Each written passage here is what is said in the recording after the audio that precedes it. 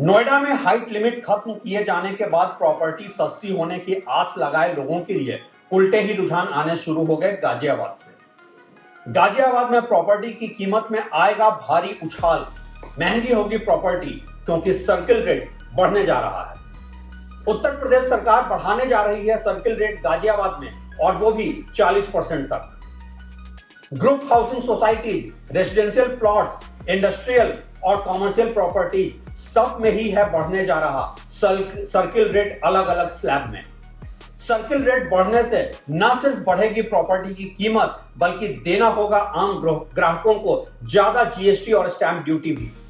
और इस बीच real estate से लेकर ब्यूरोक्रेसी और राजनीतिक हलकों में यह चर्चा आम है कि जब गाजियाबाद का सर्किल रेट बढ़ने जा रहा है तो अगला नंबर तो नोएडा और ग्रेटर नोएडा का ही होगा।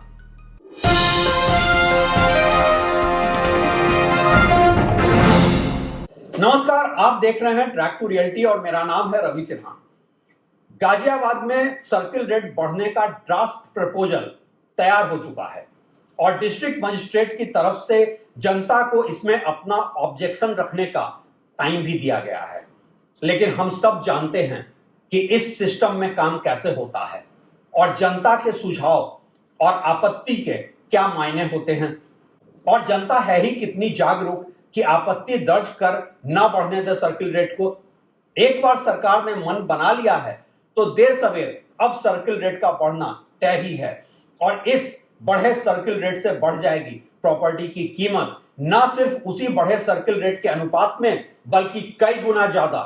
क्या फर्क पड़ता है कि मार्केट में घर खरीदार है या नहीं, पैसे वाले बैठे हैं ना अपना काला धन लेकर उसे प्रॉपर्टी में एडजस्ट करने को। शायद ये बात सरकार भी जानती है और इसलिए सर्किल रेट तय करते समय देखा जाता है कि आम तौर पे उस मार्केट में कैसे कितनी बिक्री हो रही है, ना कि जनता की वेज ग्रोथ और सैलरीड क्लास की परचेज पावर। सर्किल रेट वैसे इंडियन प्रॉपर्टी मार्केट का एक क्रिटिकल पॉइंट रहा है हमेशा से ही। इसमें कोई शक है ही नहीं कि इंडिया में सर्किल रेट और मार्केट रेट में एक बहुत बड़ा मिसमैच है, एक बहुत बड़ा गैप है, और इसलिए होता रहता है रियल एस्टेट में ब्लैक मनी का खुला खेल। अब इस बात को सुनने के बाद तो ऐसा लगेगा कि फिर तो सरकार ठीक ही कर रही है। सर्किल रेट को बढ़ाकर और इस गैप को कम करके जब ओपन मार्केट रेट और सर्किल रेट में कोई गैप ही नहीं होगा तो कैसे होगा काला धन का निवेश रियल एस्टेट में। सब ट्रांजैक्शंस तो व्हाइट मनी और बैंकिंग ट्रांजैक्शंस ही हो जाएंगे अब, राइट? लेकिन दरअसल ऐसा है नहीं। जब सर्किल रेट बढ़ाया जाता है इंडिया के किसी भी प्रॉपर्टी मार्केट में तो बिल्डर अपना प्राइस उसी प्रोपोर्शन में बल्कि ज्यादा ही बढ़ा लेते हैं, क्योंकि ये सारे real estate companies for profit companies हैं और यहां कोई एंटी प्रॉफिटियरिंग कानून भी नहीं है। तो एक फ्री मार्केट इकोनॉमी के नाम पर बिल्डर्स अपनी कीमत बढ़ा ही देते हैं। आप सोचेंगे कि फिर इससे तो प्रोजेक्ट बिकने ही बंद हो जाएंगे। ऐसा भी नहीं है, क्योंकि एक बिल्डर अमूमन इंडिया में हाउसिंग प्रोजेक्ट आम घर खरीदारों, एंड यूजर बायर के भरोसे पर लॉन्च करता ही नहीं है। प्रोजेक्ट लॉन्च होते हैं इन्वेस्टर्स और अंडरराइटर्स के भरोसे, जो दरअसल होते हैं ब्लैक मनी कार्टेल वालों के फ्रंटमैन, और रही सही कसर पूरी हो जाती है प्रोफाइल फाइनेंस के भरोसे।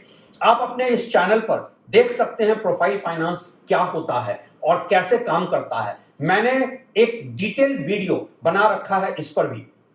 आप देखते नहीं हैं कैसे बड़े बड़े बिल्डर्स अपने प्रोजेक्ट के लॉन्च के ही दिन ये घोषणा कर देते हैं कि प्रोजेक्ट 70% सोल्ड आउट है, 100% सोल्ड आउट है। क्या है मार्केट में इतना डेप्थ आज की लॉन्च के ही दिन पूरी इन्वेंट्री बिक जाए? क्या घरों की सप्लाई इतनी कम है इस देश में कि लोग लाइन लगाकर खरीदें? क्या इंडिया के किसी भी बिल्डर की है इतनी शाख, इतनी क्रेडिबिलिटी कि वो ऐसे एक मुश्त बेच सके अपना पूरा प्रोजेक्ट? क्या आम घर खरीदने की ख्वाहिश रखने वालों के पास आज की इकोनॉमी में है भी इतनी परचेज पावर? नहीं। ऐसे सारे दावे दरअसल इस्तेहार होते हैं कि देखो मेरे पास कितने हाई एंड इन्वेस्टर्स हैं, कितना क्लाउड है इस बिल्डर का मार्केट में। आप ऐसे किसी भी प्रोजेक्ट के लॉन्च के दिन वहां जाकर देख सकते हैं कि वहां कोई घर खरीदार अपने परिवार सहित नजर ही नहीं आएगा, और हर तरफ नजर आएंगे बस ब्रोकर ही ब्रोकर। और जहां एक तरफ 100% सोल्ड आउट कहा जाएगा, वहीं हर तरफ लगे होंगे होर्डिंग प्रोजेक्ट बेचने के। ब्रोकर्स आपको करेंगे फोन कॉल्स और भेजेंगे मैसेज उसी प्रोजेक्ट के लिए जो on paper sold out declare हो चुका है। अक्सर ही आपको मिलेंगे ऑफर बिल्डर के घोषित प्राइस से कम कीमत पर भी। यह भी है एक ही अलग ही लेवल का मार्केटिंग टैक्टिक्स। यह है रियल एस्टेट की दुनिया का काला सच, एक ऐसा गंदा खेल जो बना रहा है आम लोगों के लिए बुनियादी जरूरत की चीज, एक घर को एक असेट क्लास और उससे भी बदतर एक ट्रेडिंग कमोडिटी। और इसलिए सर्किल रेट बढ़ने से इंडिया में कभी कहीं प्रॉपर्टी के मार्केट रेट और सर्किल रेट का अंतर कम नहीं होता है, बस उसकी कीमत बढ़ती रहती है। शायद सरकार भी सोचती है कि जब ये इन्वेस्टर्स और अंडरराइटर्स रियल एस्टेट के बिजनेस में इतना पैसा पार्क कर रहे हैं, तो क्यों न वो भी सर्किल रेट बढ़ाकर अपने लैंड कॉस्ट, जीएसटी और स्टैंप ड्यूटी से वसूल ले ज्यादा से ज्यादा। घर खरीदारों के बारे में सोच ही कौन रहा है इस देश में? नहीं तो रियल एस्टेट में क्या एक एंटी प्रॉफिटियरिंग लॉ की जरूरत आज नहीं है? जब किसी भी दूसरे प्रोडक्ट में एमआरपी, मैक्सिमम रिटेल प्राइस का कॉन्सेप्ट होता है, तो रियल एस्टेट में क्यों नहीं? क्यों बढ़ाते रहते हैं बिल्डर्स और इन्वेस्टर्स प्रॉपर्टी के दाम बस आपस में ही खरीद बेच करके? एक प्रोजेक्ट अपने लॉन्च से डिलीवरी के बीच इतने प्राइस कैसे बढ़ा सकता है जो इन्फ्लेशन के रेट से कहीं ज्यादा हो, और वो भी तब जब मार्केट में ग्राहक हो ही नहीं। और इसलिए मैंने अपने पिछले वीडियो में भी बताया था कि नोएडा में अनलिमिटेड एफआईआर कर देने से और सप्लाई बढ़ाने से प्रॉपर्टी के दाम नहीं है घटने वाले, बस सरकार का रेवेन्यू ही बढ़ जाएगा। आज मेरे इस वीडियो का मकसद है बस ये सवाल उठाना कि क्यों एक बेसिक जरूरत की चीज, एक घर, जिसे सुप्रीम कोर्ट ने भी संविधान के आर्टिकल 21 के तहत फंडामेंटल राइट्स माना है, उसे महंगा करके आम इंडियन की पहुंच से दूर किया जा रहा है। पहले भी सर्किल रेट बढ़ने से इंडियन प्रॉपर्टी मार्केट में ब्लैक मनी फ्लो कभी कम नहीं हुआ है, कभी नहीं रुका है, और उसके लिए और दूसरे प्रयासों की जरूरत है। प्रॉपर्टी में बिल्डर्स के प्राइस कार्टेलाइजेशन के खिलाफ एक एंटी प्रॉफिटियरिंग लॉ की जरूरत है। सर्किल रेट बढ़ने से सरकार का रेवेन्यू तो बढ़ जाता है, लेकिन नहीं कम होती है प्रॉपर्टी मार्केट से ब्लैक मनी, और इससे अंततः नुकसान होता है आम जनता को, जिसके लिए महानगरों में कॉस्ट ऑफ लिविंग क्राइसिस इतना बढ़ गया है कि अब एक घर खरीदना सपना बनता जा रहा है। और इसलिए आज मेरे कुछ सवाल हैं जिसका जवाब हम सबको सोचना है, और हां, पूछना भी है इस सिस्टम से। क्या सर्किल रेट बढ़ाने से रियल एस्टेट में काला धन वाकई कम होता है, या प्रॉपर्टी की कीमत आम लोगों के लिए बढ़ जाती है बेतहाशा? क्या सर्किल रेट बढ़ाने से बेहतर विकल्प नहीं है हमारे पास प्रॉपर्टी मार्केट को पारदर्शी और अफोर्डेबल भी बनाए रखने के लिए?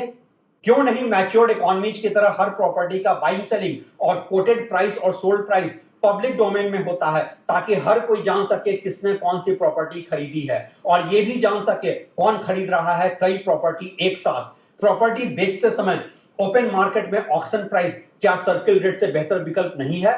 ब्लैक मनी वाले भी ओपन मार्केट होगा तो उस हद तक ऊंची बोली नहीं लगाएंगे कि कल को बेच ही ना सकें। प्रॉपर्टी खरीद पर एक 5-7 साल का लॉक इन पीरियड क्यों नहीं रखा जा रहा है, जहां की लॉक इन पीरियड से पहले बेचने के लिए खरीदार को एफिडेविट देकर वजह बतानी पड़े? हाउसिंग लोन सिर्फ फर्स्ट टाइम होम बायर और सिर्फ एक ही घर खरीदने वालों के लिए क्यों नहीं मैंडेटेड किया जाता है?